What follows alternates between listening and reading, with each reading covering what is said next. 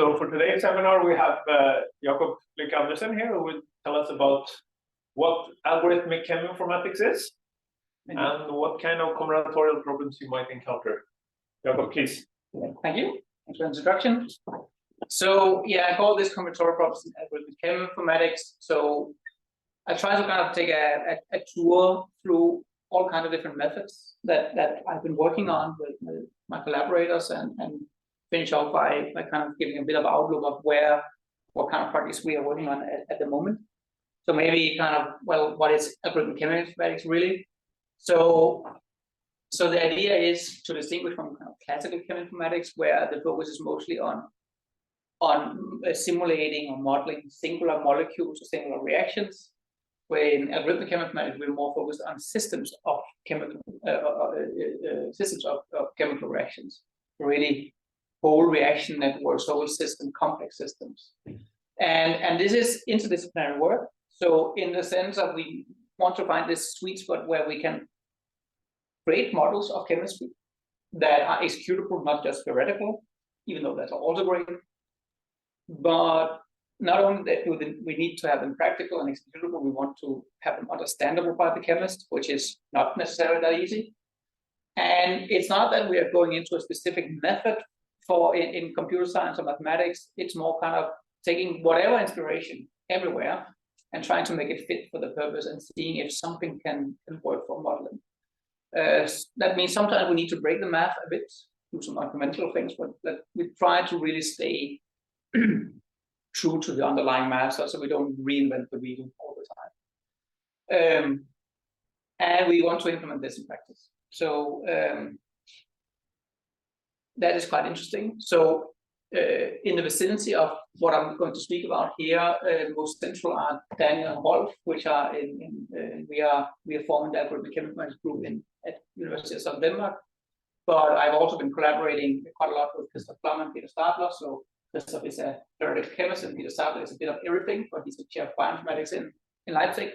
And we also are collaborating quite closely with Walter Fontana at our medical school. We have a bunch of other people in the group as well, postdocs and PhD students that are working on some of these projects that I'm talking about in the end. So most of what I'm going to talk about is kind of the foundational set of methods that I've been working on and developing and implementing through the last 10, 13 years. And they're kind of a layering of different methods. And the idea is that we want to start by modeling chemistry in a rule-based manner. So taking a book out of formal languages, I want to generate reaction networks from that, and then we want to find pathways in those. So that's basically the three first parts here. I won't be going into this part because it takes too much time. Everything I'm going to talk about is implementing this software package called, for weird reasons, it's called MILP. Let's go with that name. And if you go to the web page here, I've set up this live server so you can play around with it without having to install it myself. But I'll try to demo it a bit as well at some point. But even just these three layers, there are quite a lot of different algorithms and cool math going into that. There's some category theory. I'll skip most of it, but otherwise get into a bit of the morphism enumeration and especially graph canonicalization. And in the end, we'll talk a bit more in detail about how to really enumerate IP solutions and what are the kind of IP problems we set up for control problems.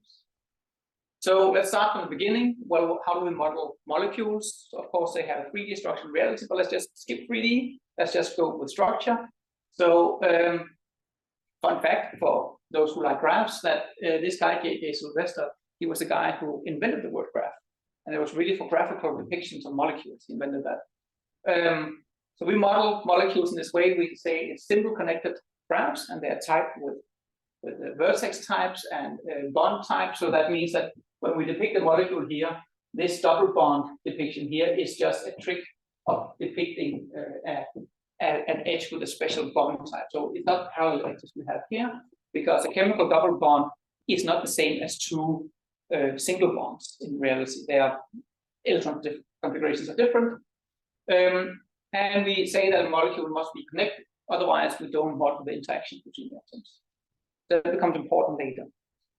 So if we now look at chemical reactions, we might look at something like this here, and we say up here we have this sugar here, which is merged together with formaldehyde, so that's a C with a double bonded O. And down here we have a different sugar, which is merged with this, and we get, well, actually it's the same sugar, but up here we get one branch sugar, and down here we get a linear sugar. And if we now look at it, what is the change in electron configuration here? We get the blue highlighted part. And really we see that the underlying mechanisms of how the electrons are really changing is the same. And if you open up at Organic Chemistry 101 book, you will see this everywhere. You have these reaction schemes, and then you have these R groups, they call them, so basically subgraphs that we don't want to speak about. And that hints at we could do something cool with this. We can make a rule-based system. So we could imagine we have this rule here, and then, well, here we have our EDAC molecule, so our left-hand side in the form of grammar. We want somehow to pattern match this graph onto this other one, and then for some, we define some way of the semantics, how it really transforms, and we get this product graph out. That's nice. So that's the idea. So how do we do that in reality? Well, there is a rich literature from, I think, the N60s and upwards of graph transformation. So really generalizing grammars into graphs. And there are different approaches. And there are some called the algebraic approaches. And within those approaches, there are multiple ones. One is called the double push-out approach. There's one called the single push-out and one called the sesqui push-out approach. There's some different semantics for those.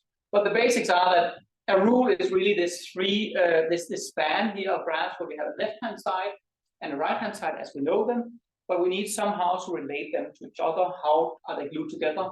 So we have this extra graph in the middle K, which is a subgraph of L and R.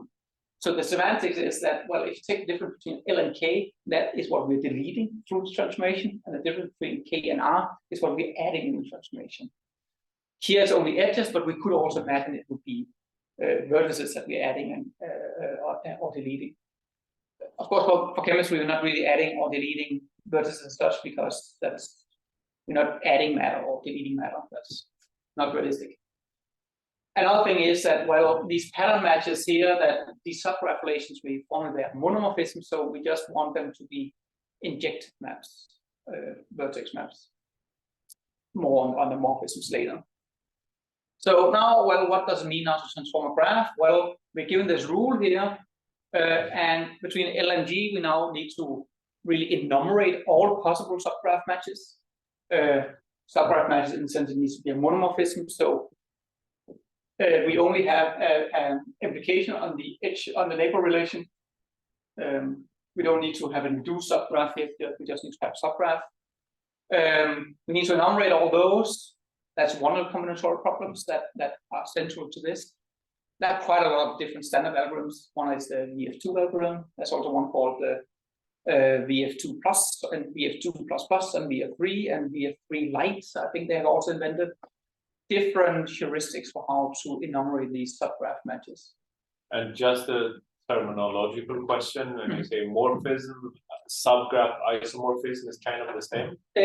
It's kind of the same. Okay, so one thing is, the problem is there are two terms, well, there are three terms. There's monomorphism, subgraph isomorphism, and induced subgraph isomorphism. Right. So in one world, they call monomorphism and subgraph isomorphism, and in the other world, they call subgraph isomorphism and induced subgraph isomorphism. Oh. Exactly. So the point is that for, we have a talk here, I don't know if this can be seen on the video, but if we have these graphs here, where this is the relation, this is a monomorphism, but it's not a, let's just add something else like that. So this is a monomorphism, because if these are neighbors, maybe if you do it on that board. That's a good idea. Yeah, like to the left of it. Yeah, let's just, I think this can be seen. Yeah. So if we have this graph here, then if this is our vertex map for our morphism here, then this is a monomorphism, because if these are neighbors, then they are neighbors over here. But it's not as induced subgraph isomorphism or subgraph isomorphism in the other world, because this is not an induced subgraph isomorphism because it's not bidirectional. It's kind of if they're not neighbors here, then they're not neighbors here. That is not fulfilled. But the point is that you have either it's called a monomorphism here, and then a subgraph isomorphism. ISO, or we call it a subgraph isomorphism, or and then you can call this an induced subgraph. So monomorphisms are non-induced. That's non-induced, exactly. And is there a reason why, like intuitively, you would in the chemistry setting, like, well, do you always want induced, or it can differ? Or? It can differ, and this has been a point of contention many times. So my reasoning for doing monomorphism is because then I will get more solutions. They might be false positives, but at least I won't have them silently be ignored. Whereas if we switch to induced subgraph isomorphism, then we don't see the matches we don't get. So, of course, this is a modeling thing that, well, if you don't intend these to be neighbors, well, then you get into trouble. So really, this is kind of where this play together with kind of what does the modeler want, and then what is the algorithm we use. So really, this should be user configurable in some sense. Okay. Another thing is that we might want to selectively say, I don't care about the neighborhood relation for those that are not connected here, but I know these two should not be able to be neighbors. So really, we want to put constraints into these. And if you search for application conditions and graph transformation, you find a lot of papers on how to really formally put constraints, graphical constraints, into a graph transformation application. And that's a rabbit hole we can take at some point. And that's exactly where we could put such a kind of knowledge constraint in. So my reasoning for selecting monomorphism here is just to say, well, at least we're the least restrictive, and then we can put more restrictions into the system later. That's what we want. Fair enough. Yeah. One thing is here when we're making these transformations that it's not because our subgraphs are particularly large. We just want to enumerate all the solutions.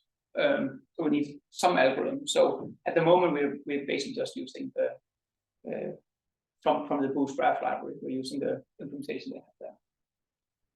That's a discussion point we could dig into if we want to. Anyway, in order to then do the transformation, the category theory terminology is we create a push-out complement of KLG. We can all just see it in a theoretical manner that we take G, we take the difference between L and K, and then we subtract that from G. So we really do the deletion just down in the bottom span here.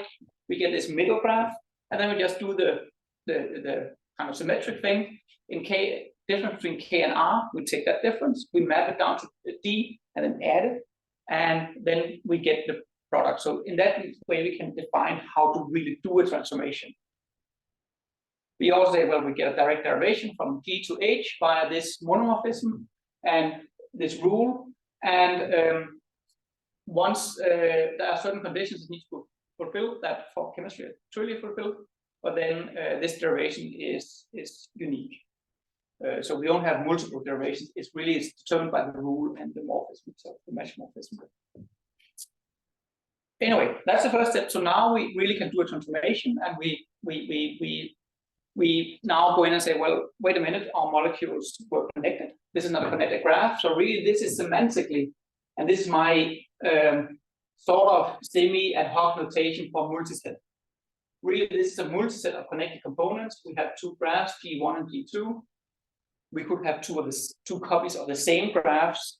We have merged them into one big graph for the transformation. Once we're done and get our products, this case is one connected component, but in general, it's multiple connected components. So there again, we need to reinterpret that graph into its connected components, and then we have the product molecules. So really, this direct derivation here that corresponds to a chemical reaction of G1 plus G2 goes to H, these molecules here. Okay, that's one reaction. That's very good. So let's save that for a second, and then let's look at what is the reaction. So if we just look at the structure of the reaction word, well, we can get there from our beloved directed graphs. In a normal digraph, an edge or an arc, it has one tail and has one head vertex. That's fine.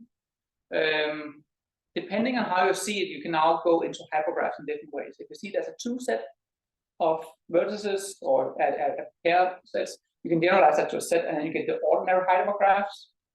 But we want to have directed hypergraphs, so really generalize the tail and head vertices into being sets themselves. So it's an ordered pair of sets of vertices that we get a directed hypergraph, and we use a box here as notation for this directed hypergraph. But we had this issue that we can have two copies of the same molecule going together. So we need to have multisets as the tail and head components. So in general, we can have multiple arcs here from one vertex into the reaction. So that's the structure of a chemical reaction network. So just notation-wise, or visualization-wise, if we have the generated hyper edge here of just 1-to-1, we just draw it without the box. So that's just for visualization purposes. Otherwise, it gets too large. Right. So now we can model reaction networks, and that means we can now connect these two worlds of graph transformation. We can really define a grammar or chemistry. There's a nice chemistry called the famose chemistry, which is really just this black sugar of formaldehyde. That's this one here, and glycolaldehyde. That's this one here. And if you mix a bunch of formaldehyde and drop a bit of glycolaldehyde in it, it just completely goes into this black tar thing here of a bunch of different sugars of all kinds of different lengths. It has a lot of cool chemical properties. Let's not go into those details, but we can model it very simply by basically having two different rules and then their inverses. One is called the aldol addition that takes and makes these carbon-carbon single bonds, so you can merge molecules and conversely split them. And we have this called ketonol torsionism, which really makes a double bond flip around in the molecule, so we can kind of move it around this carbon backbone. That's enough to get some cool chemistry out of it. So what do we do now? Well, we take our starting graphs, and then similarly, if we would do direct derivation with string grammars, we take our current known objects and apply the rules again and again and again. Here is a bit more complicated because we have maybe multiple transformation rules, but in brute force sense, we can say we have all our currently known molecules. Let's draw all the multisets from those and try to do transformations, discover new graphs after splitting them, and then just repeatedly do this. Doing this multiset enumeration is rather slow in practice because not all multisets are really candidates for transformation all the time. And also, usually a chemist might want to have some kind of conditions on the transformation, have a bit more control of how we're exploring this chemistry. Another thing is that once we discover graphs, we want to figure out, have we seen it before? So we want to do graph isomorphism testing all the time. We'll get back to that. But assume now we just do some kind of brute force algorithm. We apply the rules again and again. What does that mean? If we take the famose grammar here, our glycolaldehyde and formaldehyde, and we apply the rules, and the first thing we can do is we can move double bond in the glycolaldehyde. The next step is that now certainly the aldol addition matches, and we can now take molecules and merge them in two different manners to get two different sugars, as C3 sugar and C4 sugar. And we can just do that again and again. And we get this all, after 4 iterations, we get this nice reaction network here. This is very easy, kind of algorithmically, well, it's not easy algorithmically, but it's very fast to do in practice. This takes basically no time. I can show that later. But in order to have control over this, really, we're not doing this brute force drawing multisets thing. We're using rule composition and doing the equivalent of currying, but with graph transformation rules. I don't have time to go into that detail here. It's very fun. It's very cool. But really, on top of that, we have a bit more control. So we have this domain-specific programming language where we're really saying, okay, let's start with this set of graphs and apply these rules repeatedly. Maybe have some application constraints that if you create these and they're too large, let's skip them. Here's a bit of Python code to generate these kind of networks. So in that manner, it's very easy for a life scientist to go into this and try to generate their own networks. So this is some kind of, I don't know, like, should I think of this as a context-free grammar for like graphs or something? Or sets of graphs? Yeah, well, kind of each transformation rule is really a context-sensitive rule. So it is in a certain sense true and complete because it's context sensitive and you can include whatever you want into it. But then on top of this, you're really playing with, you can see each transformation as taking one set of graphs and creating a new set of graphs from it where you have added some extra ones. So really this domain-specific language is really playing around with sets of graphs. And as a side effect, we generate some derivations that we can then visualize into these reaction effects. It is context sensitive, yeah.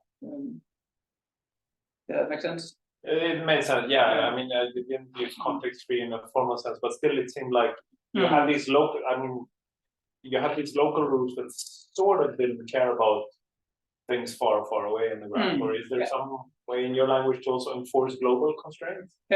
Global constraints cannot directly be enforced. The rules themselves are always rules. Yeah. But that's exactly why we have these application constraints that we put on top of this. So he has noted as this right predicate that it evaluates saying, well, if you create a reaction and you have too many carbons in one molecule, pretend you didn't create that reaction. Exactly because that's a physiological constraint that if the carbon chain gets too large, it will break apart physically. Not as a chemical reaction as such, but really as a physiological constraint. So that's why we need some more flexibility. And one thing we have tried with this is that kind of we have some experimental results of what you might have in your super molecules. Let's try that to generate a network where we kind of bias it towards these places in the whole soup where there's most support for it from the network. So I have some equivalent code of this just for this. There's a bit more to it here, but basically, let's just take this. What was this? It was 212 example. So this is one of the examples where this is basically the same thing.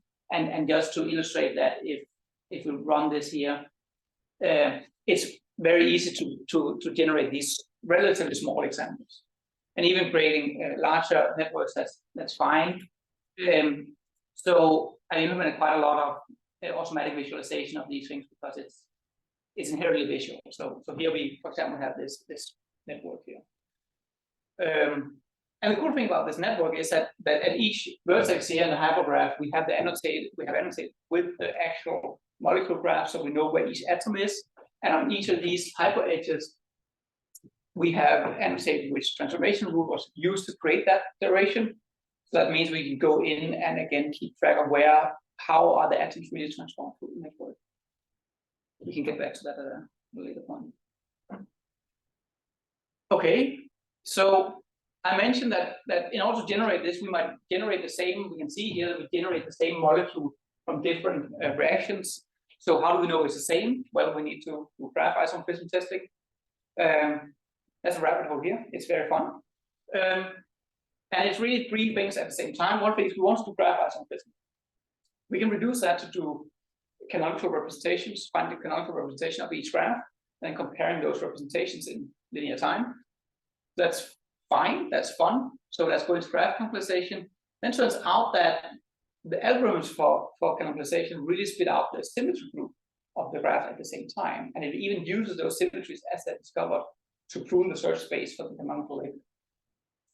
So how do we do that? Well, what is really the problem set up here? Well, the problem is that we have our graphs, and when we have them in memory, there are no sets in computers. They don't exist. We only have arrays. So vertices inherently are ordered in some manner. So here are two favorite representations, adjacency lists and adjacency matrices.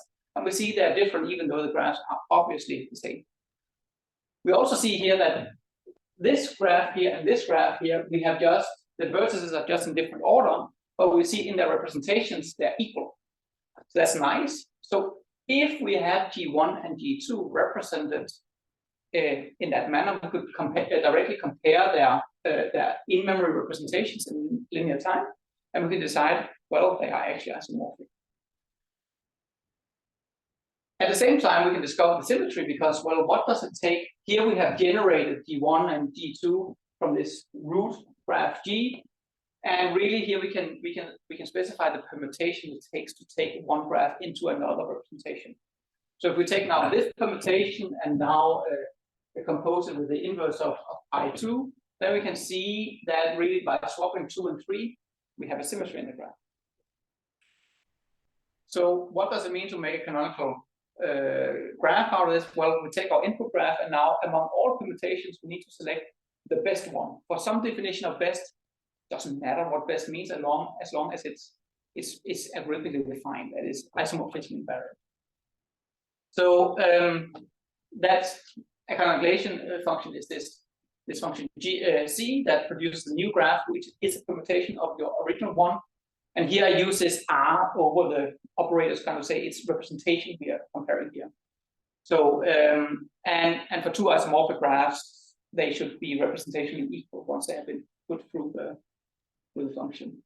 So there's quite a lot of theory on both graph isomorphism and canonical representations, and Laszlo Babai and Lux have worked quite a lot on this. And there was the old complexity result on how to find a canonical representation. It's a very recent one, so Laszlo Babai, that's maybe 5, 7, 8 years ago. He published this result that graph isomorphism was impossible over middle time. And now he has apparently extended it also to work for the canonical representation, which is a strictly more useful result, at least theoretically. He has a very nice line in his graph isomorphism paper that says that this has absolutely no influence on practical algorithms because it's theoretical. It uses this classification of finite single groups at some point. A lot of cool stuff in there, but at least theoretically we know it. It's fun in between possible nominal thing here.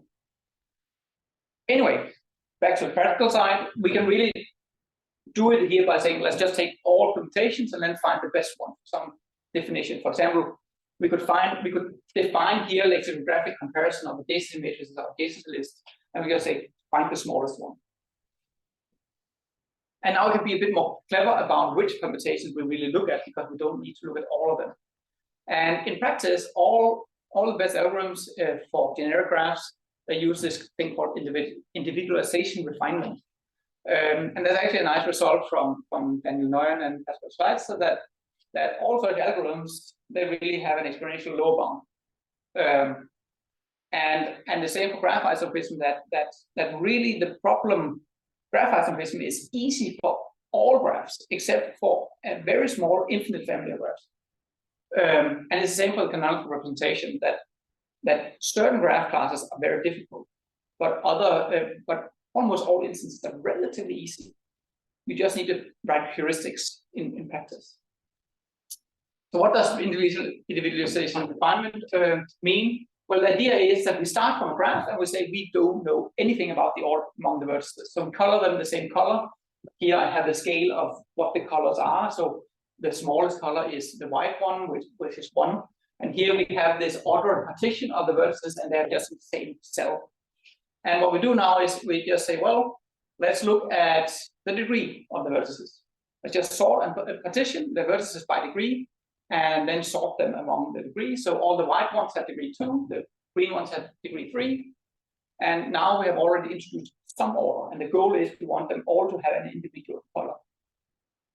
We can iterate this by saying, well, now let's see all the green vertices and take that degree now conditioned on the neighbor color. So some green vertices have one white neighbor, some have no white neighbors. So we can use now this to refine our partition. And we get now this coloring here. And if we would iterate this again by refining our partition, we see that this is actually stable. So far so good. We have eliminated a lot of permutations. We now have those induced by this order partition left. And the next step is we do the individualization part, which is we say, well, pick some color. Doesn't matter which one, we just need it to be not depend on the vertex numbers themselves, but just be isomorphism invariant. So let's just say, take the first color, the white color. We have 2 of those, so we don't know the order between 1 and 2. So let's now just make 2 subproblems, one where 1 is first and one where 2 is first. If it was a larger cell like 7, 8, 9, 10, we would make 4 children and try each of those. And now we have introduced some new coloring here. And now we can again refine our color partition. So if we do that again and again, we get this kind of search tree here. where the root is the refinement of the initial graph, and in the leaves, each graph there is a candidate for canonical representation.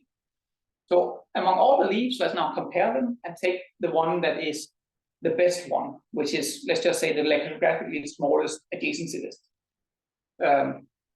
And that's, in essence, that's it for the basic algorithm.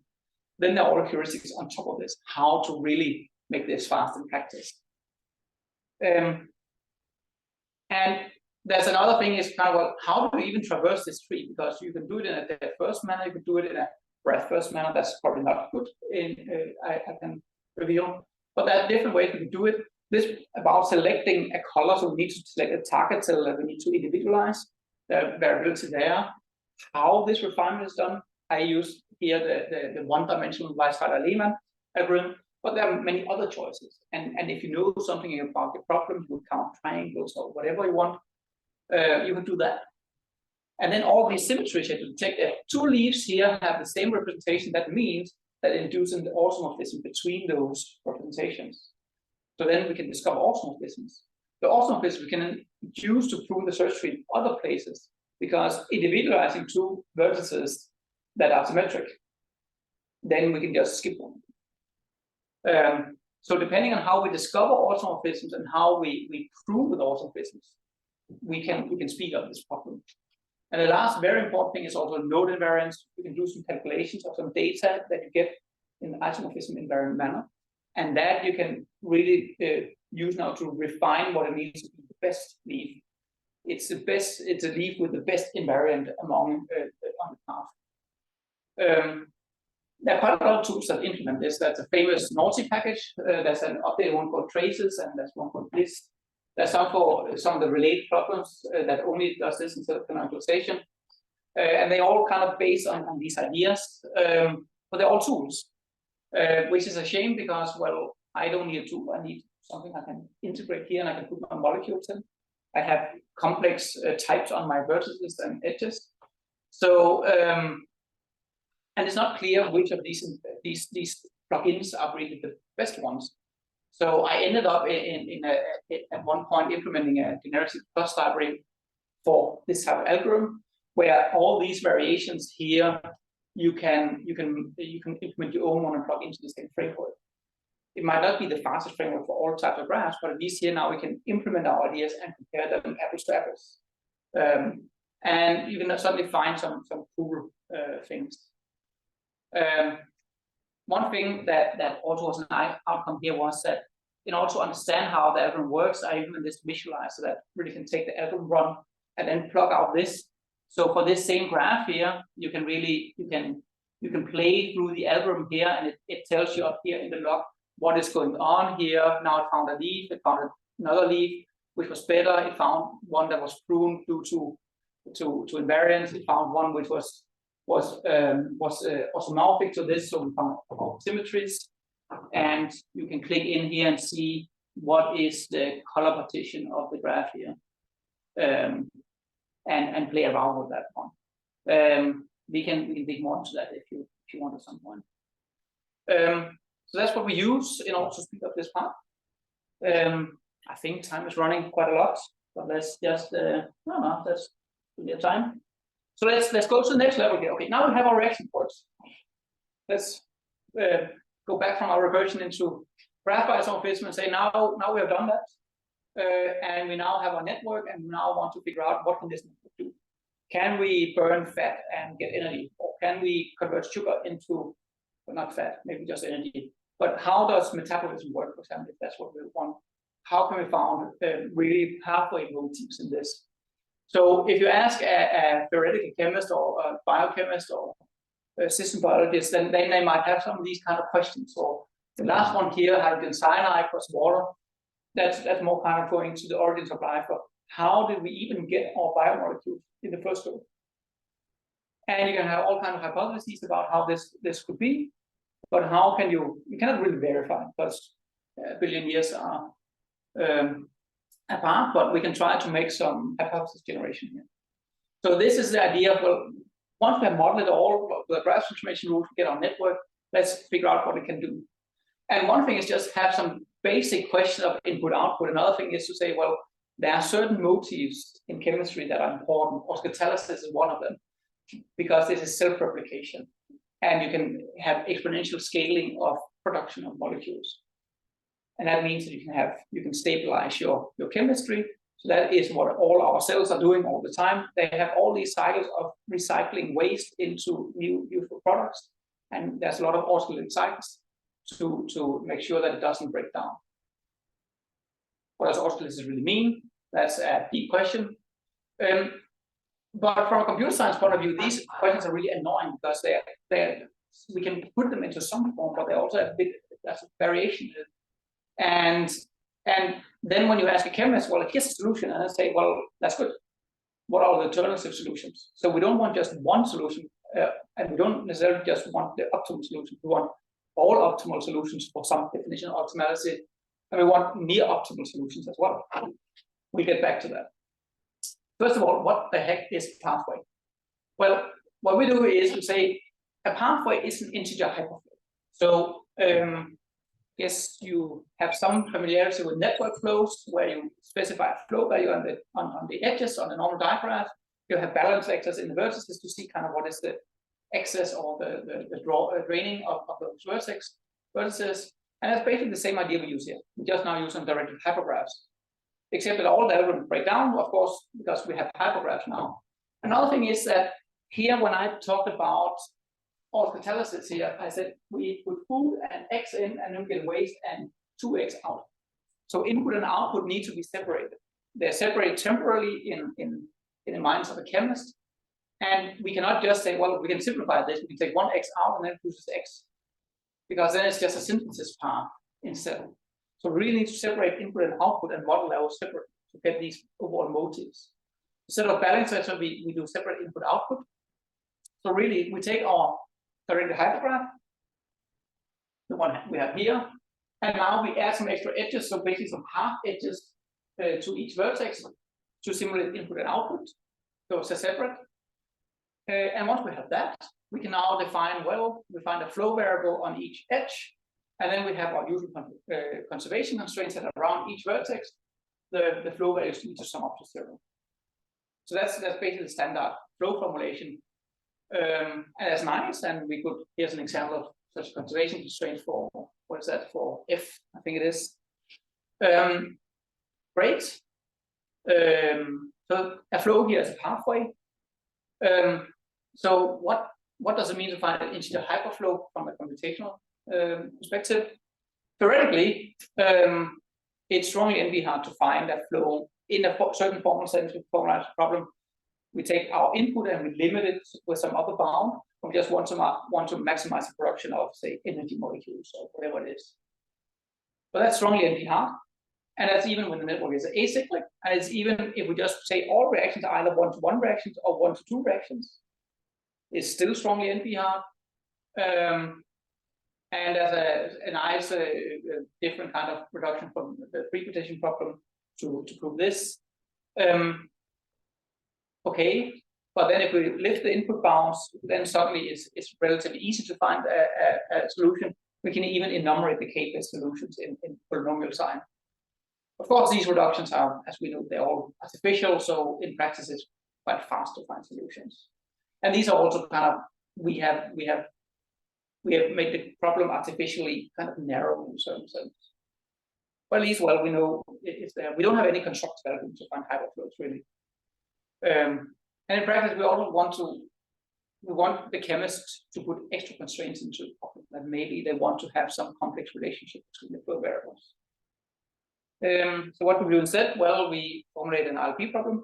That's one way to throw something after it. Put our conservation constraints in, IO constraints and whatever, and then we try to minimize whatever is now relevant to find some feasible solution. And that's usually very fast to do. Using state-of-the-art solvers, we usually use CPEX for that. That's nice. We get our flows. We get one flow at least for now, and we can begin to ask these things about what is oscatalysis, what does it mean for pathway to be oscatalytic, and In the end, it's a dynamical property of the system of how it really behaves with kinetics and everything. But let's just go back and say, well, are there certain topological constraints put into the problem? We can formulate that in a certain sense of how the input and output flow should be. We should have input flow, and we should have more output flow, for example. Let's not go into the details here. What it means is that here I said we want, this is a kind of an oscillating signature. We put B in and we get 2B out. That's great. And this is a integer hyperflow that implements it, right? This is misleading, because if we look at this, of the flow to go from B plus C into D, that flow, that molecule, what choice does it have now in this pathway? It only has one choice. That choice is to go back through the inverse reaction and go back to C and B. So this is not a simple solution. This is kind of misleading. So if we simplify that away, this kind of futile two-path, we get this instead. And now we can clearly see that going from B to C and back to B, that's also boring. It doesn't contribute anything. So let's simplify that as well. And now we can see again with B that going into B and going back out is as boring. We have artificially created this oscillating signature. So we also need to simplify that. And now we're left with a simple synthesis path. There's a cycle inside it in a certain sense, but it's not autosynthesis. So we cannot have our solver giving these solutions. So instead, what we do is, well, we need to put some local constraints in to rule this out. Of course, in general, we would like to say any kind of futile hyperpath that doesn't contribute anything to the solution in a certain sense should be ruled out, but that's not really a local constraint. And what does it really mean to be chemically futile? Then you get into a decades-long discussion with a chemist, and they might change their mind. In some cases, they want something. In some cases, they want something different. So for now, let's just try to get this local ruling constraint included. That if you come from one hyper edge, you cannot go through the inverse direction. So to implement that, we take, the short explanation is we take each vertex, we blow it up into a bipartite graph. Formally, that's this part here. Let's not do that. Let's just take the graphical one and say, well, if we have this one here, we blow it up such that each old node becomes now a small network. So the big circles here, they are not nodes in the hypergraph anymore. They're just there for grouping. The new nodes are all the small black ones. And then we just make all possible routings inside the node. Except that here, if we go in one edge, we don't include the edge that goes and routes to the inverse edge directly. So this manner is kind of generalized vertex splitting from network flows. So this manner here, we can really control and say, well, no longer can you do this reverse trick. So if we have a solution here, we blow it up and we can find a solution here. It uses this pair of edges here. Those are inverses of each other. That's still fine, because there's a logical explanation for how to do this. There's no futile cycle as such here. This solution makes chemical sense. So we should allow it. So we should not just forbid inverse flows as such.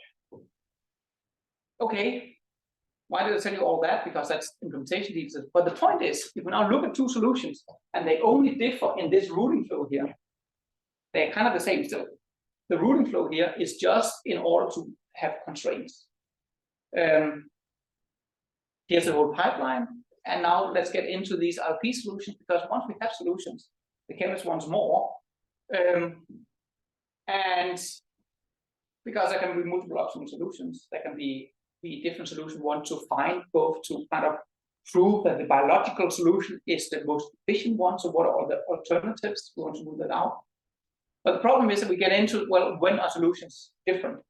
And these routing flows are one part of what makes it complicated to compare solutions, because we should only compare on certain flow variables.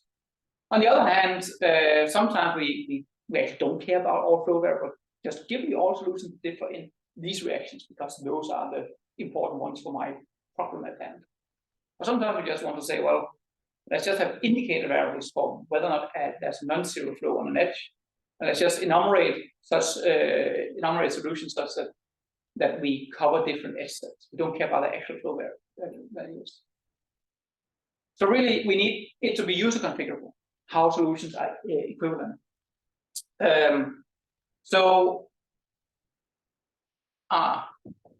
That should be subset equal of variable there is. Next, we have some distinguished subset of variables, integer variables that we want to enumerate over. And back in the day, so this was in 2013-ish, I implemented this the first time, of trying to enumerating ILP solutions. That were no good solutions that I could find. CPLEX had this solution pool for enumerating solutions, but they use all the variables to compare against. So that's not, that turned out not to be efficient in practice. So instead, we kind of, similar to, at least inspiration back then was from, if you have constraint program solvers, you have these search trees over the domains, and you try to rule out parts of the domain and see if you can get to a feasible solution in that sense.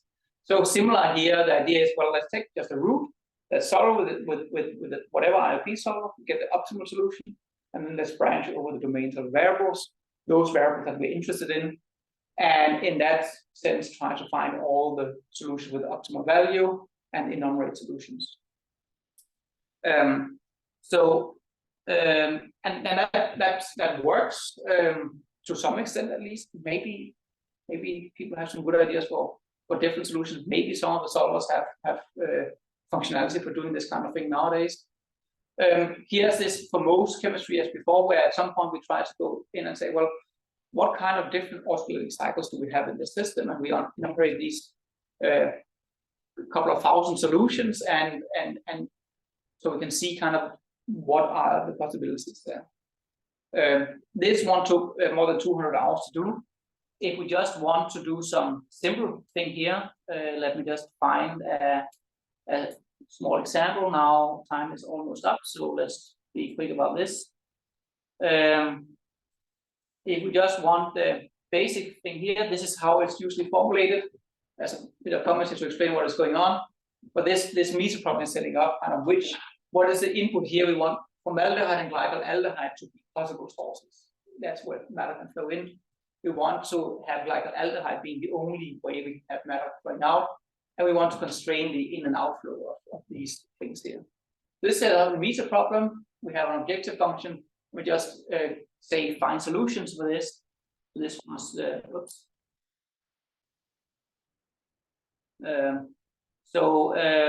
If we do that, it's pretty quick to find one solution.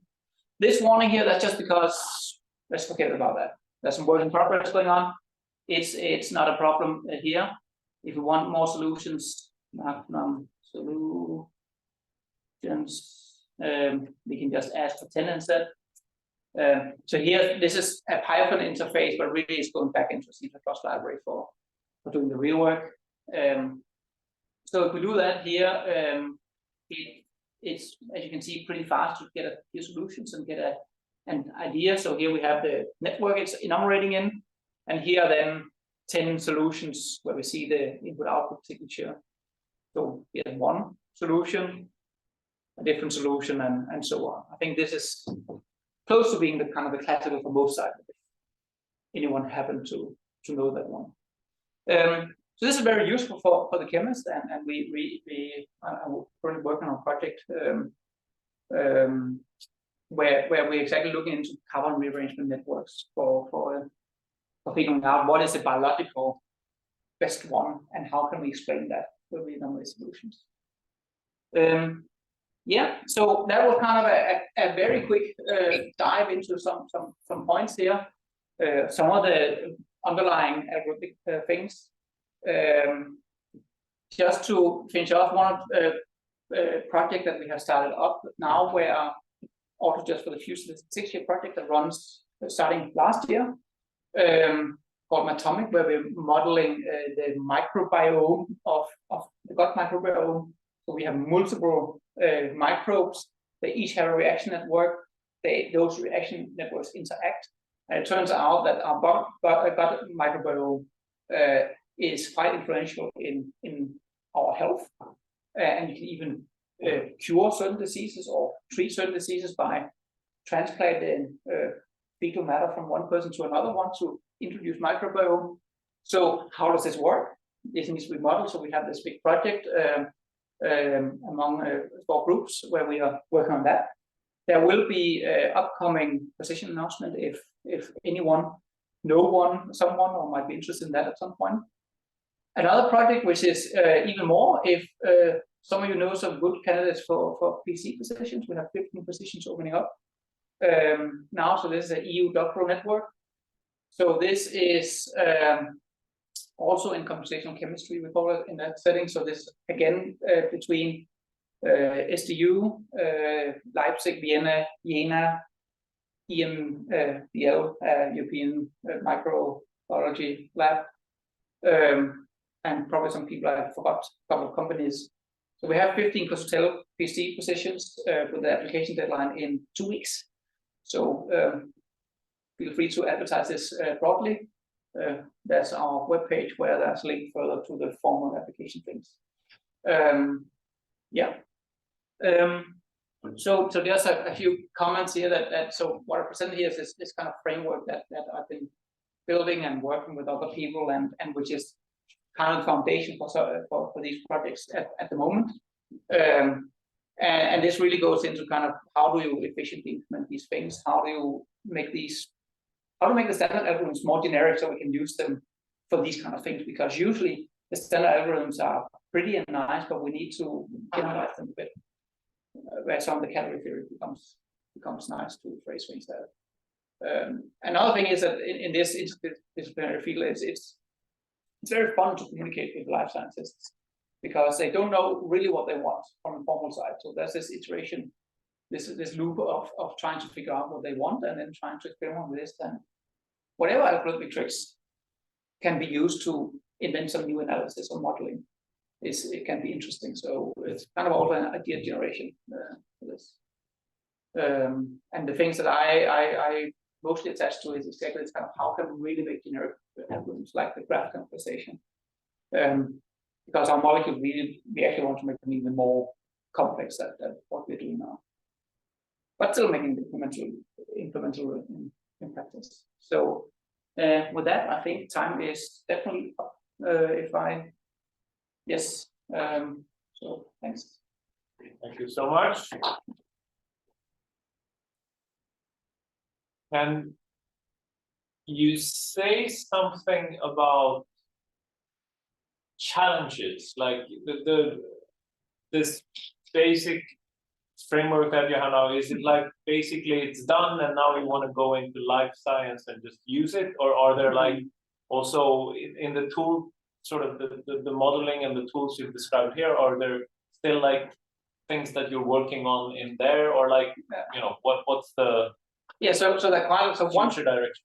Yeah, one thing is that I only talk about 3 first parts. There's some things where you get into causality analysis of networks and the dynamics of the networks, stochastic simulation on top of these networks, or unbounded.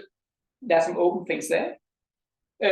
That's extended the framework, but on the other hand, it's also things that are kind of orthogonal to this direction that I just talked about molecules in a basic form, the 2D structure in certain sense. But molecules are 3D entities. But 3D is not nice when you talk about discrete math. However, stereochemistry is really about geometry, the local geometry of molecules. So these tetrahedral geometries, you maybe have heard about this cis and trans isomerism, about for double bonds, cis trans fatty acids, for example. And it turns out that we can take some of these properties and then we can take our molecule model, our graph model, we can extend with these properties, and then we just need to extend all the algorithms to be more general and take that into account.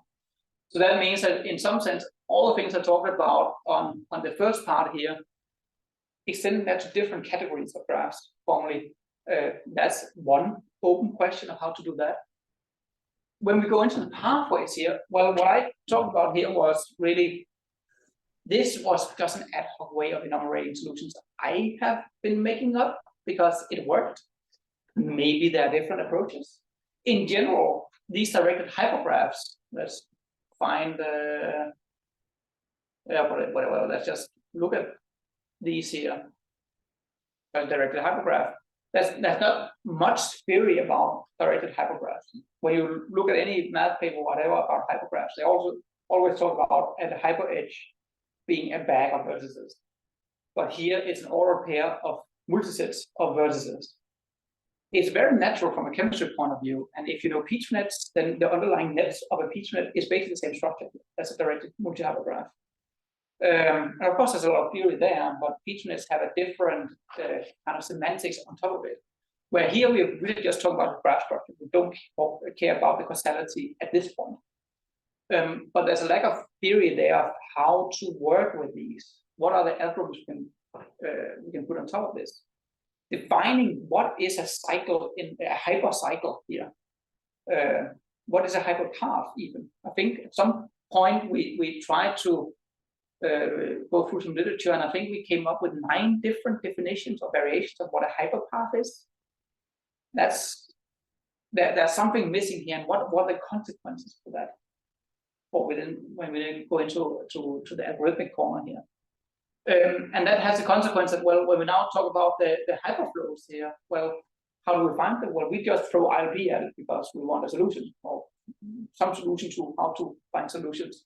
But maybe one could make constructive algorithms. Of course, the underlying problem is NP-hard. Maybe there are variations of the problem that are not NP-hard. And even if it is, maybe there are some nice heuristics, some constructive algorithms where we get a better handle on the hyperflows than just letting C-plex or whatever black box take the problem. These enumeration problems here that maybe there's some underlying structure that can be exploited to do solution enumeration faster. I don't know. So there's still interesting problems here. From a computer science point, from the chemistry modeling point, here with the pathways, I talk about this problem of oscatalysis. The chemists do not agree on what oscatalysis is. So different ways of defining it, and there's still some work to do on these different definitions. What do they mean? How do they relate? And once you have a definition, how can you really support that definition with algorithms to enumerate oscillating solutions? So from that perspective, there's also some modeling stuff to do. There's also just when we go into the morphism enumerations, monomorphisms here, the algorithms there, they need to be generalized to take the stereochemistry into account. The canonicalization needs to be extended as well, or generalized. So there are quite some work left here as well. Plus all the extensions on top of it that you might want to do. Yeah. Thank you. And when you're talking about these combinatorial problems, MIP solvers, as you said, C-plex is useful. What did you try, or do you think it would make sense to? I guess maybe this is too complex to just write it as a Boolean formula, but like if you want, like MaxSat or SMP solving or constraint programming. Yeah, so I've had in the back of my head at some point I would like to kind of transform it into or connect to a constraint program somewhere at some point. SAT solving I haven't really looked into or thought about how to do that, but I haven't had time to really look into it. It would be interesting to see if a constraint programming approach might be faster to find solutions. Or at least maybe one can use it in the same way as a solution enumeration now is using really an ILP solver as a black box to find solutions for the enumeration. Maybe the constraint programming solver can be used to quickly tighten some bounds and somehow interplay with some other algorithms. I don't know. I haven't explored it yet. There have been other things. But it's quite open for experimentation. What one could do. Yeah. Any other questions from the audience, physical or virtual? Otherwise, I think we'll. Yes. So. You mentioned that in the second part of the problems about directed hypergraph. Even if the cardinality of the hypergraph is bounded to be no more than 2, it's NP-hard. So I guess bounded size of edges doesn't count here in terms of computation. But in the first part, in the molecule, the graph of a molecule where vertices are single atoms, as I said, I guess for chemistry, for a graph that really comes from chemistry, or that can be a solution of chemistry, there, I guess the degree should be bounded. Yeah, so for molecular graphs, they have bounded degree on the vertices there. And for graph, like the isomorphic tests, that bounded degreeness doesn't help. Right. Yeah, so also the many molecules are also planar. So I know there are some theoretical results at least for speeding up subgraph isomorphism finding for planar graphs. And yes, they have bounded degree, but I haven't found any kind of practical algorithms that help in that regard. Most of the results I've seen are theoretical. I think this for the planar graph that was a tree width based, a tree decomposition based method, and compared to the VF style algorithms, that doesn't seem to me to be practical. But that it is interesting to look into that, and in some sense for let's, if we go back here to the it's kind of the pattern matching problem here, where we want to enumerate these monomorphisms in here, that our rules are relatively small, relatively small, whereas the graphs here, they can maybe be, I don't know, a couple of hundred, maybe half a thousand vertices. So it's not because the instances themselves are very large, we just have a lot of them. And so there are some interesting things that are going into the algorithms here of how can we reuse computations and cache them in a reasonable manner, because this is just an isolated case. The real case is that we go in and say, well, we want to, in essence, draw on all these multisets and then see all the new combinations. And there are some underlying things here that I didn't speak about, how to heuristically speed this up of selecting the multisets in a clever way. And we also have a paper under review currently where we look into, well, how can we even speed this up further and even avoid doing symmetric matches to a large extent, that one can look into. But there are still some open problems here as well of how really to structure this in a nice manner to cut down on the combinatorics. In the worst case, you need to look at all multisets, but in practice, you don't. So what can you do? And especially because this set of graphs that you really have, is growing. Once you have created a new graph, you add that, and you need to look at the new combinations as well. But I haven't to come back to your original problem. I haven't seen anything that kind of practically cut down on the combinatorics of problem speed to bounded degree. It would be interesting if there's some practical. Yes. Okay, so let's thank the speaker again.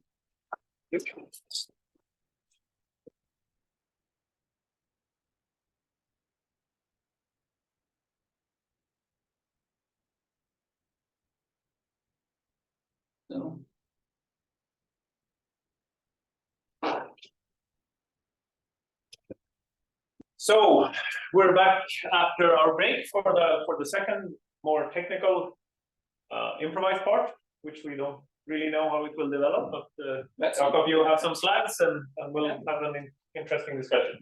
Right. So one thing that came up was to talk about the graph compensation. So that's a fun thing. So let me just find the presentation I made for that paper back in the day. We can dig into it more. Canonicalization itself. So I think I have a. Where was that? I made that. That was that presentation here. Hopefully it compiles.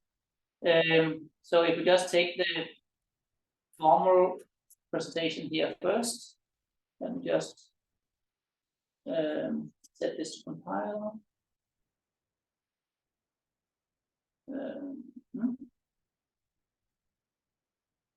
So this was for the graph conversation. This was for the next step. I presented this. So this is what we saw already back in the day. Right. We saw this. So I don't know if it was clear, this individualization refinement, how that really works. I mean, so far you only did this again. I guess Weisfeiler-Lehmann, the one with color refinement. Then what happened when you started? When your color class is stabilized, you did something else that I didn't quite get. Yeah. So the idea here is that, well, we don't know. So the idea is that we have this ordered partition of our vertices. So here we know that color 1 and 2, the vertices 1 and 2 here, they should definitely, now canonical order, they should be ordered before 7, 8, 9, 10, 3, 4, 5, 6. We don't know how they should be ordered internally. Similarly, here we know that 7, 8, 9, 10 should be ordered after 1 and 2 and before 3, 4, 5, and 6. But we don't know the internal ordering because we have no definition of it. We have arbitrarily defined that the degree here is determining for their order. Okay. So the point is we have no good information to decide which one of these vertices should be first. But wait, so why the split between green and red was like on the neighbor degree sequences? Yeah, exactly. So that was back here where we said, well, first we just partition by the degree because degree information is cheap. We can partition them and say some have degree 2, some have degree 3. So we get this split here between the vertices. And at that point, you decide that whatever happens later, 1 and 2 will always go before the other guys because they have lower degree. Because overall, they have the lowest degree. And then we do here, we say basically we take these two cells, and then we say we take each cell and we try, can we find some ordering between them? So let's take this cell here 3 to 10, and let's just say for each of these vertices here, look at the histogram of their neighbors with respect to color.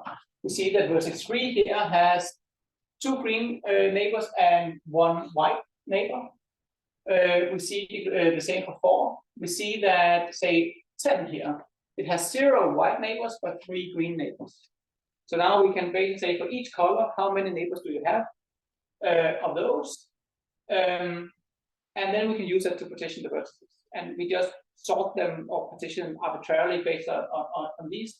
So for example, here I have partitioned them such that green becomes first because they have 0 white neighbors, whereas the red ones here, they have 1 white neighbor. So already that distinguishes them from each other.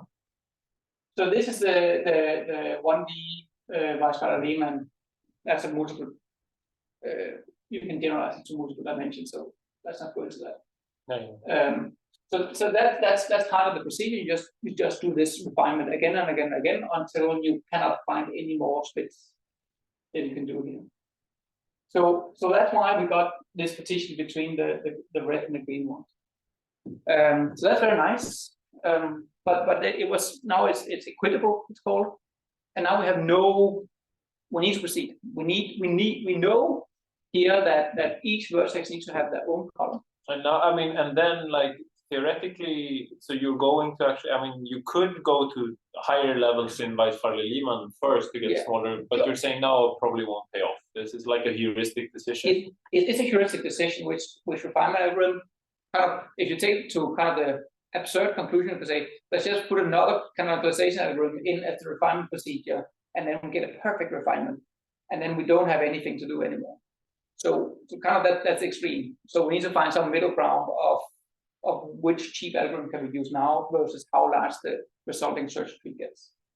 And that's a trade-off. It depends on the graph class, probably what is best.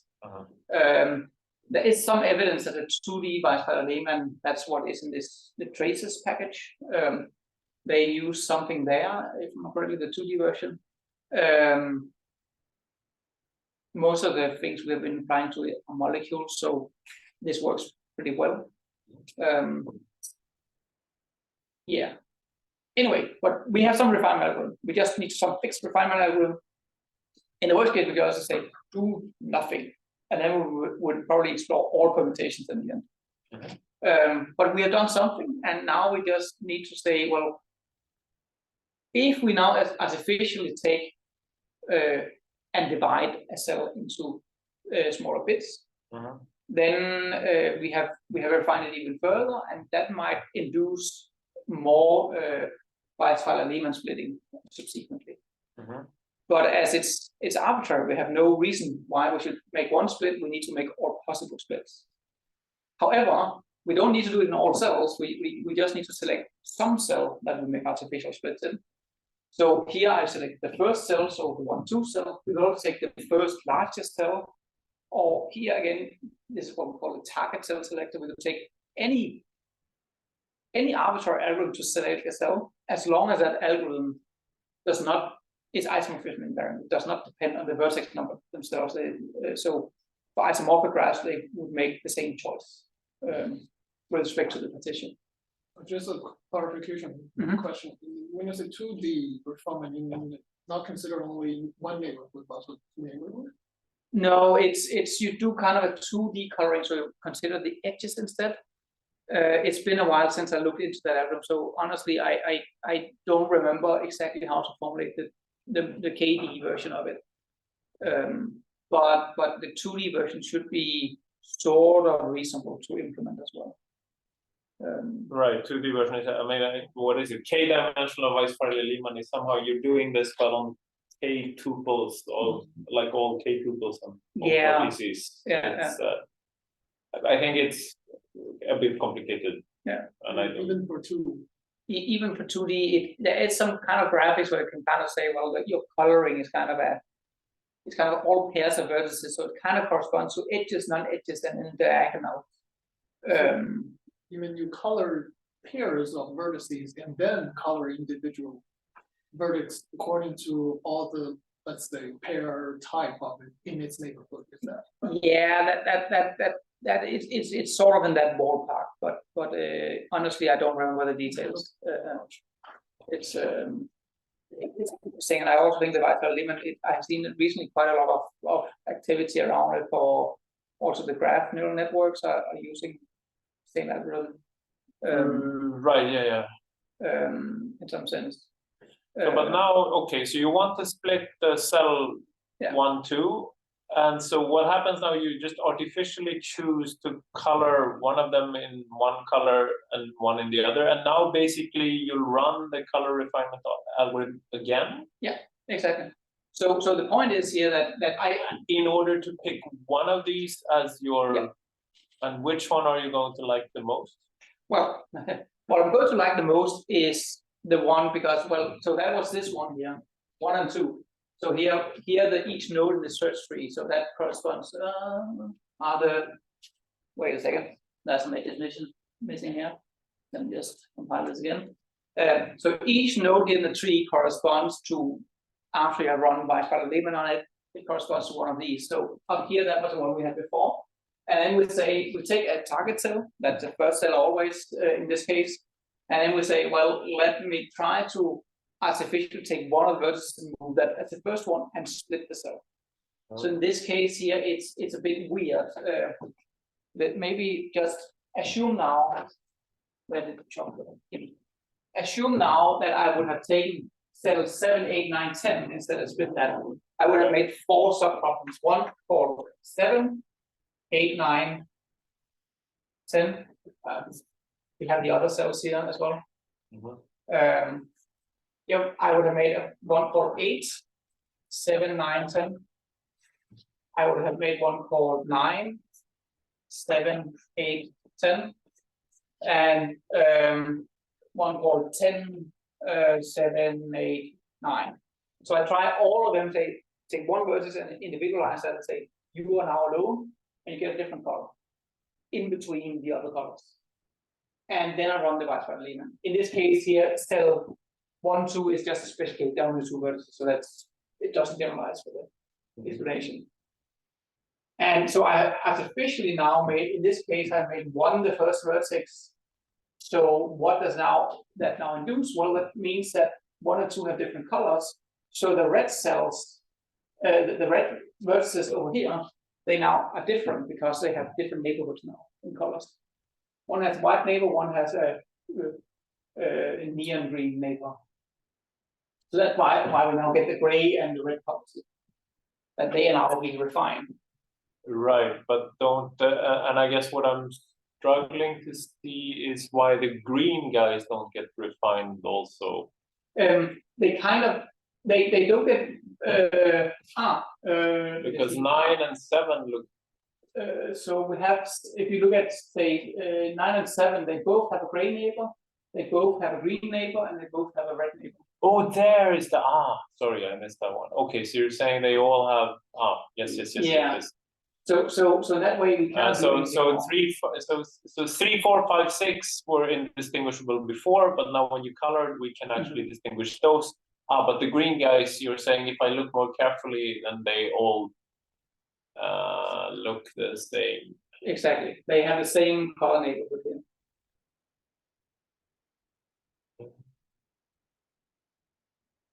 Yes, because the green guys all had 2 reds.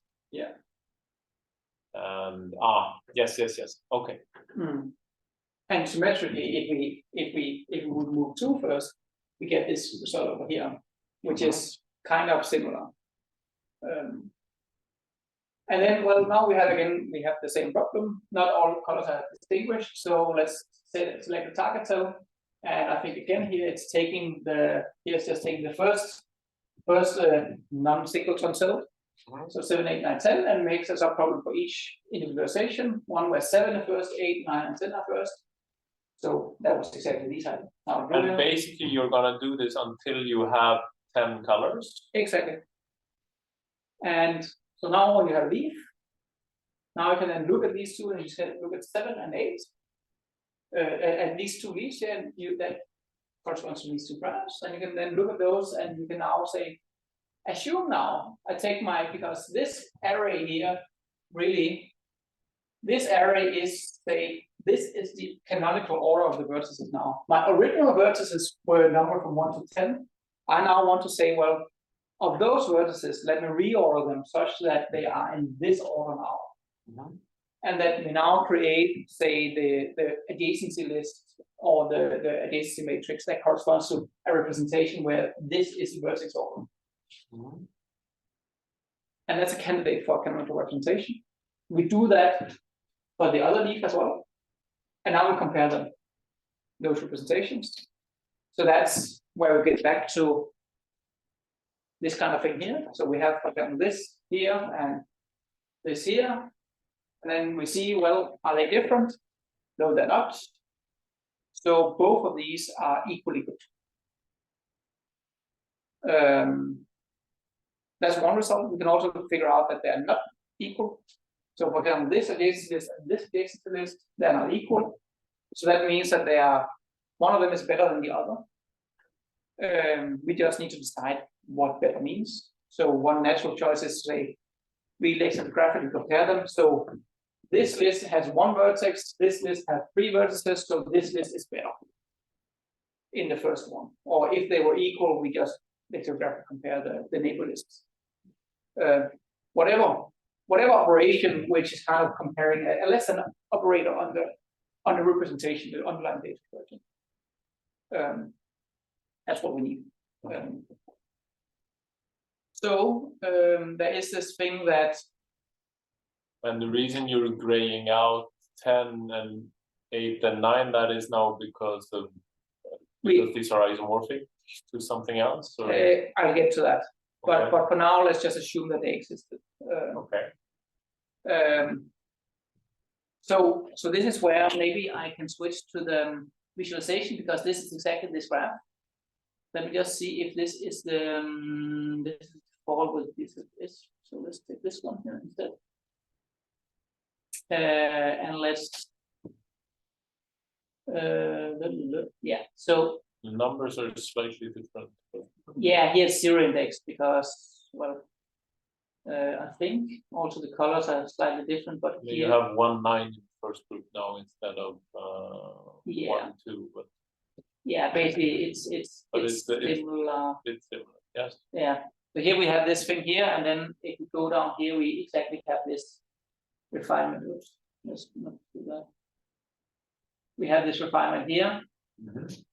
And in this case, we now go up to this top here, and we get this one here. Oops. Let's move that there. This one here, and we get say this one here. I think this is also the order 1, 2. Yeah, that's probably the order. Yeah, that is the order. And it turns out that these two graphs here have the same representation. So what that means is that if we look at these two here, they have the same representation. If we now look at this versus this one here, that induces a permutation on the original vertices. 1 is moved to 1, 2 is to 2, 7 is moved to 8, 10 is moved to 9, 8 to 7, and so on, so forth. So now, those differences, because they have the same representation, we know that is symmetry. So we can take these here, and we can create now an automorphism on the original graph. That's great. It's a generator for the automorphism group. That's nice. But we can now use that one. And if we now go back to this one, that automorphism is this one here. If we take it in cycle notation, I don't know if it's easy to read. So this moves 0 to 3, or swaps 0 and 3, 2 and 8, 4, 7, and 5, 6. If you now look at that automorphism, then that automorphism does not move the point 1. It's clear it doesn't move it because we individualize it up here. So everything on the path down to the lowest common answers, that's fixed anyway. But that also means that that automorphism is not just an automorphism of the original graph. It's an automorphism when you move down to the subgroup where you have fixed 1. So that means that there's an automorphism among these children here. So we can see 2 moves to 8. That makes sense because we move from this one to this one. So the choice of individualizing 2 versus individualizing 2 versus 8, that choice is symmetric, which is indicated by the automorphism here. That means if we now go to the other branch here, we can see there are no other children here. There should be 4 children. There actually should also be 4 children here, but there are no 4 children. Let's maybe take the choice up here first. The 4th children, why doesn't it exist? It has been proven because here we have 8, 2, 6, and 5. Here, this automorphism here moves 5 to 6 and 6 to 5, so swaps these two. So that means that once we have explored this child here, we know that the child where we individualize 5 is symmetric. So there's no point in doing it. We know that that will generate a leaf that kind of the subtree that would be larger. Like you had to split on 8 and 2 before you saw this. Exactly. You had to split and discover this automorphism.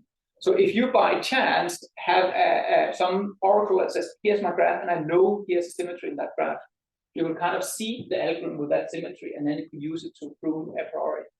But here, we just assume just a graph. We discover an automorphism that 5 and 6 is symmetric. And therefore, and this automorphism is also automorphism in here, so therefore we don't have the 5 child.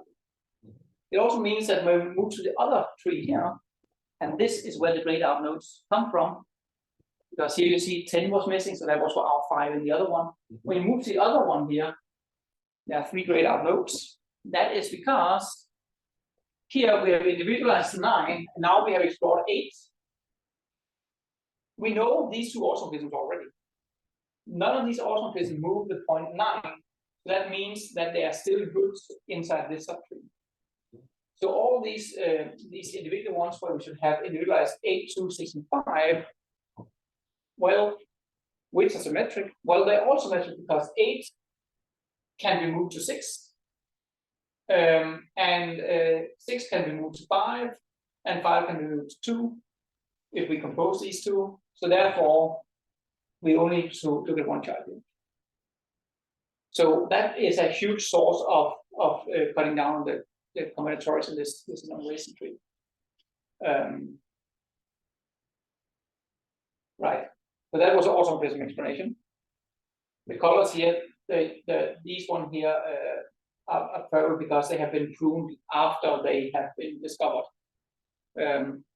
The light green was, this has been the best canonical leaf at some point, but this one was now better. The final one here.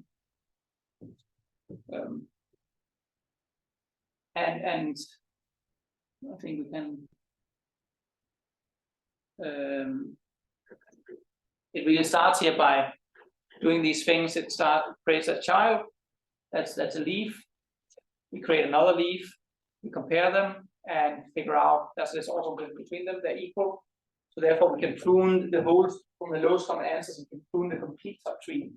There, it's a bounding subtree with only one node, and that's how it proceeds here with creating the other ones.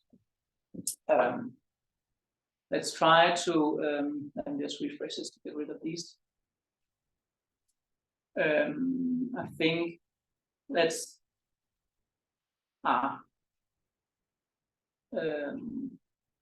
so here's a boring example because this is just the K4 graph. So everything is symmetric here, but we don't know that yet. So here's a kind of extreme example of what happens when you go through this way first. So this was this is the ID here, the creation order, where we exactly discovered that all these are symmetric, but we don't discover everything. But now these, with the other one I told, what happens if we compose the automorphisms? Well, if we have a generating set for the symmetry group, well, how do we now? We need basically to find subgroups, and then we need to calculate objects in those subgroups. So that can also be expensive. So there are also trade-off of how strongly do we want to prune with automorphisms versus how large a subtree a tree we would get with a less strong prune. So that's the difference between this example here where we just do some basic pruning, and then this one where we use part of the Schreier-Sims algorithm to compute perfect stabilizer chains, and then we can do stronger pruning. But that's an expensive operation there. So there's kind of a Monte Carlo style trade-off of, well, maybe we can just do some random Schreier generators in order to compute some subgroups. They might not be the perfect subgroups, they might be large in reality, but we at least get some object calculation and we can do some pruning. These are the two extremes I've implemented. They can be quite fun, these trees here. Here's a larger tree for I just got this particular graph. Yeah, it's a Latin square graph. But you see here these search trees here where if we now replay it, let's just typically a bit down, where it now even the depth of the leaves is different in this one here, and we certainly see that it can have these automorphism pruning can go quite differently in these trees. Here we have another mechanism at play where we have these node invariants, which is quite nice idea. There's a quite strong node invariant. So assume now we for each node can compute some information, which is isomorphism invariant. We can use that to define what the best belief means.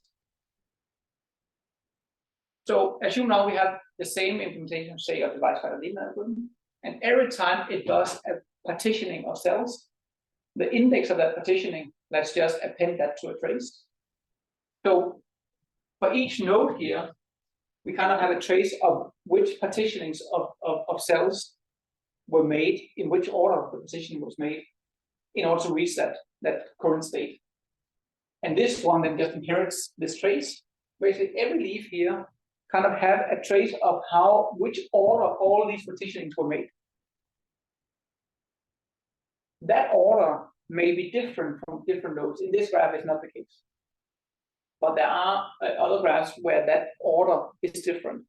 And you just now define the one with the graphically smallest trace is better. Even before you reach the leaf, you can just say, well, this subtree, the prefix of that trace is smaller than this other prefix, so therefore that other tree can just go away. So all these kind of node invariants, or you can dream up whatever you want to calculate here. Say, oh, I have some cheap property I can calculate, and that property is different for different subtrees or different order partitions. So therefore, I can put it in as a node invariant.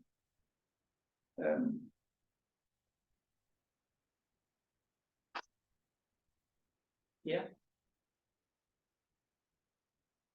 There's also one where when singleton cells appear, then you can use that to partition as well. Right, the pruning techniques here. The last, and I guess the moral of this is that this really works in the sense that, you know, we don't really care about whether theoreticians have placed graph isomorphism in P yet or not, but yeah, like for all practical purposes, like this is not one of the problems where you would get stuck. No, not in general. But then who's to say that a chemist doesn't say, oh, I want to play with this particular chemistry, and then suddenly these graph classes. Yeah. And if they would happen to be bad examples for. Yeah, and I had a master student a couple of years ago that were looking into some of these where molecules that are very tree-like, a lot of tree-like structures in there. And of course, these tree-like structures might be symmetric. And it turns out that with the current heuristics there are some certain tree-like structures that where it cannot detect symmetry correctly, so it actually needs to explore quite a lot of it. So now suddenly you can begin to say, well, how can I handle this kind of structure, this substructure in these graphs in a nice way where I can look at this order partition and say, I can detect symmetries here, and I can just inject those as extra symmetries, and then it can be used for pruning before they have been discovered by leaf comparison. And there are some other properties. It's called implicit automorphism discovery in the literature here. So yeah, you're right. This problem is a very fun problem, and depending on your graph class, you can come up with new heuristics. And you certainly get into computational group theory and looking at those algorithms. That's all.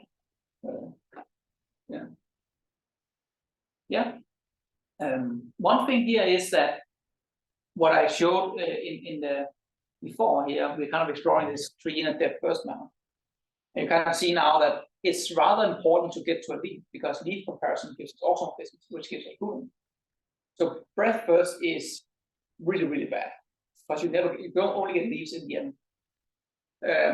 But there's this guy, Jakob Lykke Andersen, who made traces, came up with a different search strategy of the tree. So the order of how you explore the tree doesn't matter. You get the same canonical representation no matter what. But how fast you get it, that's the thing. And he made this kind of hybrid breadth first expansion with experimental paths. So basically, let's explore one layer of the breadth first tree, and for each of those children, let's make one path down to a leaf to get to a leaf for each of these here. And once those have been done, that might have prunes and things, but then you say, okay, let's now explore the next layer of the breadth first tree. And for each of those now, let's generate a new path to a leaf. So, and that makes quite a difference on some of these graphs. So let me see if this is one of these. That was this, and that is DFS. Where do we have the DFS? Those are there. This is DFS and BFS. So this is an example where the tree traversal does not make a difference. So here, this is a tree traversal algorithm, and this FLM and FL, that's different target cell selection algorithms. First largest, non-uniformly joined cell, doesn't matter. But here you kind of see the scaling. Let's see what have we on the axis here. So this is a graph. This is these augmented Miyazaki graphs. Selection 2. So that's just the size of the graph. And these are some graph collections that friend McKay has generated at some point. It's the size of graph in nodes, and we have time on the vertical axis in logarithmic scale. Okay. And we see here we really it's not like we are speaking much time really. And here I benchmark the original noisy in dense mode and noisy in sparse mode. Traces, which is from the same package, and then Bliss is a tool from what was his name? I forgot now. From was it Helsinki? And then these are kind of variations in the library with different tree traversal algorithms, BFS experimental path, and the first search, and then with different target cell selectors. You kind of see traces is down here, so that's just fast. Then we see here we have the DFS with FLM, and then we have the other one which is BFS with FLM. So here what was FLM? Sorry. So that's a target cell selector, which is the short explanation is it takes the first largest cell which is non-uniformly with maximum non-uniformly joined number of cells. Let's not go into that necessarily, but it's a way of selecting a target cell, which is to split. Yeah, exactly. To individualize. F is just taking the first non-trivial cell and first largest non-trivial cell. So here we kind of see that the timing kind of partition into the target cell selector. So here we have F, and then we have the other F here on this graph class for some reason, which is rather interesting. But we also see this one is a fun one where we see that here we have traces, which is kind of, we can see it kind of goes upwards, so it's super exponential here. And we see that these three that are here, so that's the BFS FLM, and it's the BFS F, and the BFS FL. So all the BFS variations, they have this sub-exponential scaling, whereas the rest of them, they just go straight up and time out. And why it partitions that on this graph class here? Why it does that? I don't know, but we can see it, investigate it. I think this is one of the extra weird ones, because here we see that those that have stop exponential scaling here, so that's a BFS F, and the one with FLM. But not the FL one. The FL one is over here, which is pretty bad. And why it behaves like that? I find it interesting to investigate theoretically. But the point of this work was really kind of we should be able to kind of do an apples to apples comparison on these and see these different things, what influences it.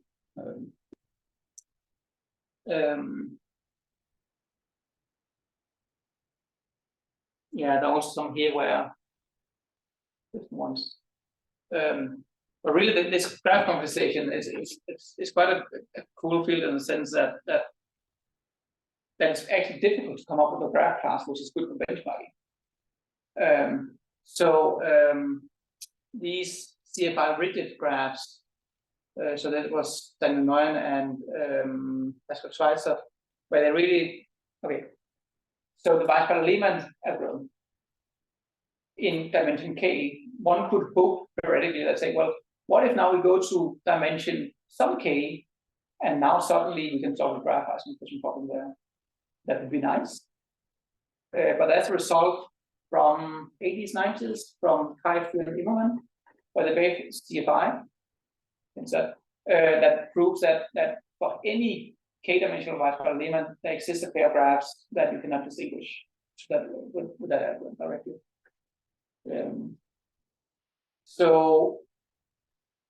And they made, then based on that construction they did there, that's a CFI class of graphs. But they're still easy to solve. But then these guys took that and said, well, how can we make them more complicated? And then they even say, well, the question was, how can we make a good benchmarking for graph computational algorithms? So let's take the CFI graphs, modify them, but we want not to have large graphs, we want the smallest graphs that are difficult to solve. So they even use some IP formulation to minimize the graphs later. And then they came up with these graph classes where the group here is taking these CFI constructions and then taking another group and then duplicating them and connect them in a certain sense. And and then we can begin to quantify these. And they are difficult graph classes because no algorithm really is performing well on here's just one of them. So that's just an interesting thing to kind of look into. Well, how do they perform? And there are some different characterization of which algorithm is the best one. And if we then look at these combinations here, these node invariants, do they matter if we enable them or not? And here, these P and Q, that's some different node invariants. So whether or not they matter, that's what we kind of investigated here. The last part here is these tree traversal algorithms. DFS is clearly good for memory because you only have a linear amount of nodes active at the same time. BFS exponential path is problematic because in the worst case you might need to have a huge part of the tree in memory at the same time. But it's obvious that kind of, well, if the tree algorithm doesn't matter, we can just make a hybrid here. So kind of here, just for the fun of it, let's take a use BFS X, but then also have a memory limit. So when we kind of compute how much memory we use for the nodes, if we hit a certain limit, let's just order back to do BFS on that top tree. And once we go below the threshold, we just continue with the BFS algorithm instead. So that's just a small fun thing here to kind of say, well, we hit the limit, and then clearly we get the trade-off that it's slower, but we are under the memory limit. We arbitrarily said.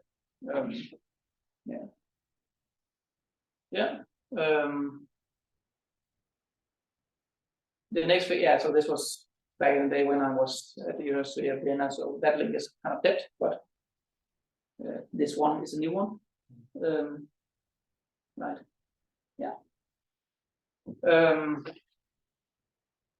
This is canonicalization. Really is kind of any data structure, like you can begin to define canonicalization that instead of reducing it to graphs, you can begin to think of it if you have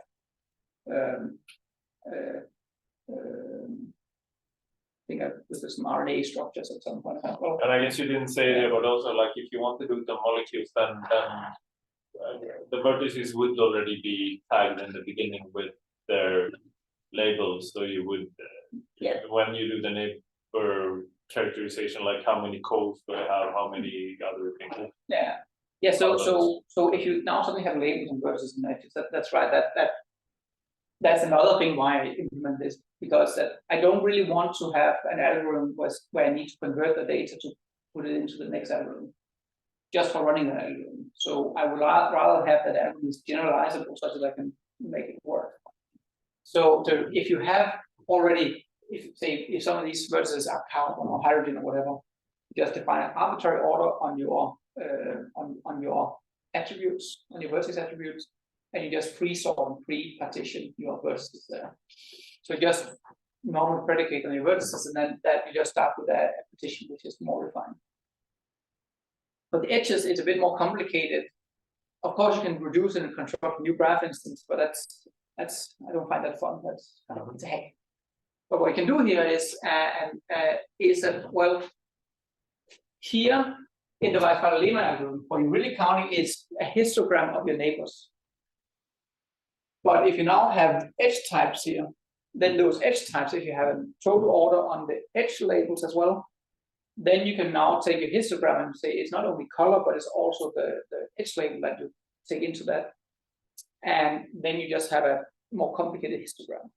So if your edge types are, you can do histograms of those edge types efficiently, then you can put it into the Weiss-Feiler-Lehmann. Of course, you can also just have if you don't do it efficiently, it's just slow. But if you have arbitrary strings on your edges, well, then your histogram is an arbitrary map of strings to counts. And that's, of course, slow in practice. How do you efficiently do counts of those and reset them and sort them and partition by them? But for molecules where you basically have single bond, double bond, triple bond, aromatic bond, 4 different types, it's relatively easy to do. Of course, when you do, there's a lot of stuff going into when you sort and partition based on these counts, and suddenly you get into, well, maybe your histogram should do some radix sorting or whatever to make it really efficient. So that's another thing one to look at. Yeah.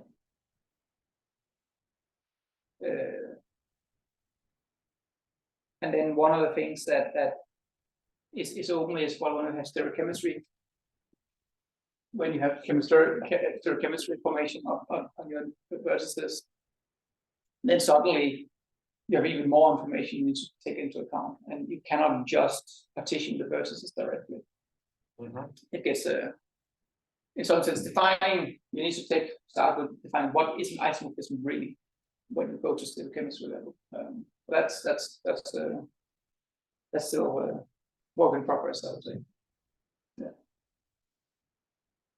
Yeah. So this is not to deal with this. It's right. It's not about tagging just edge types, because I guess you can rotate them. But you're saying you know how to, like, is it known how to do this, and you just need to code it up, or there's just like you need to think about then all the basic algorithms again? Or? Yeah, there's some thinking going into that. So you can do it in many different levels. In some sense, this search tree that you can just ignore the problem, and then until you get to leaves and you need to compare them. And once you get to leaves and compare them, then you can take that into account. And then you can see, well, which leaves is the best one.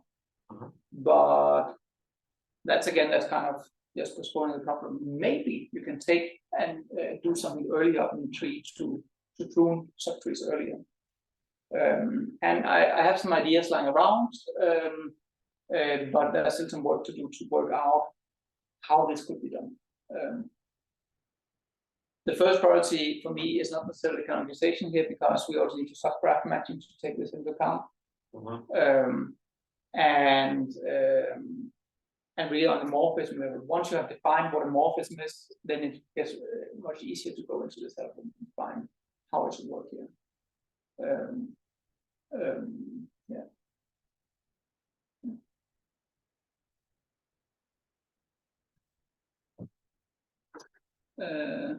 Oh.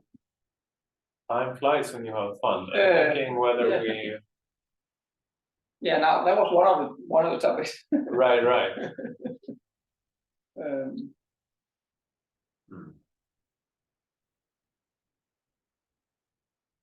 I think yes. Can tell us about it. What is the example that justifies push out is practical? Or is not the question? So the push out stuff. Remember, there is an example on the screen which says. So, was it? Sorry, I didn't quite get the question. There is a push out square, the diagonal definition of push out, and you demonstrate an example. Yes. So, right. So, so a push out in general category theory. Okay. So there push out is square, and it needs to have some commute, and it needs to be the best push out. And that's for graphs. You can do some nice visualization. I think it's kind of you kind of have some. This is the correct push out object D here you get here. But what happens if you don't create the correct one? So in essence, you need to create this D, and you need to have that the morphisms F and P prime, and use with G and F prime. And there needs to, for any other candidate, there needs to be this unique morphism. Any other candidate that can use. And kind of what if you just fulfill the first condition, but violate the second one? So it's just kind of getting an intuition for what does it mean to be a push out. What is the morphism in this? So the morphisms are the red arrows, the collection of red arrows. So here, the morphism here is mapping that node there and that node there. The morphism is monomorphism, or that's a monomorphism, yes. Yeah. It also works for homomorphisms in general. For any category you can define it. So So I've only actually, did I do something? All right. So yeah, here are the counterexamples here. It also works for homomorphism, if I'm correctly. There is something that these push-outs, they, if one edge is a monomorphism, then the opposite edge is also a monomorphism. And isomorphism, and so on. So that has nice properties there when we get to the graph situation. But here's one example here where kind of the push-out object is too small. We have mapped C to from C and from B, we have mapped two vertices the same one way. They're unrelated. They really should have been two different ones down in D. So this violates it kind of, if we now take the real push-out object, what happens now? And the problem is that we cannot make one unique morphism that commutes from D to D prime, because this node should be mapped to this node, and that commutes, that's fine. But the other node here, in order to commute with this one, it should be mapped over here, but at the same time it should be mapped to this one. So therefore, D is not a good push-out object. In the category that you were concerned of, do push-out always exist, right? Yes. For any span, it does exist. Yeah. Yeah. Yes. Yeah, they do. Seems to me to be a notable fact about the very category. Yeah, so I think it's I forgot the details of when they exist. I think because graphs are boring categories in sense they're concrete. They're basically sets with a bit of ASO structure. And of course, yeah, I talk about undirected graphs, so that makes things a bit more complicated. It's easier to deal with directed graphs. But yeah, they always exist. We kind of pretend that some of them don't exist, so we avoid parallel edges, but that's kind of a difference in perspective that we could talk about as well. But yeah, so this is just getting an iteration. In some sense, a push-out is just a way of defining the union of two graphs. And usually when we take this union of two sets, we have an implicit equality relation on the elements. But for graphs, we don't have that. So here we use the union of C and B, given that the equality is defined by the common subgraph A. So A is defining what is common between B and C. So therefore we take the union, and that should be our push-out object D. So D is too small here. We have made two vertices equivalent, it should be equivalent. And didn't I have the other example here? Let me see if I can find that somewhere. Maybe I had it, probably have it back in my thesis somewhere. It's a bit old now.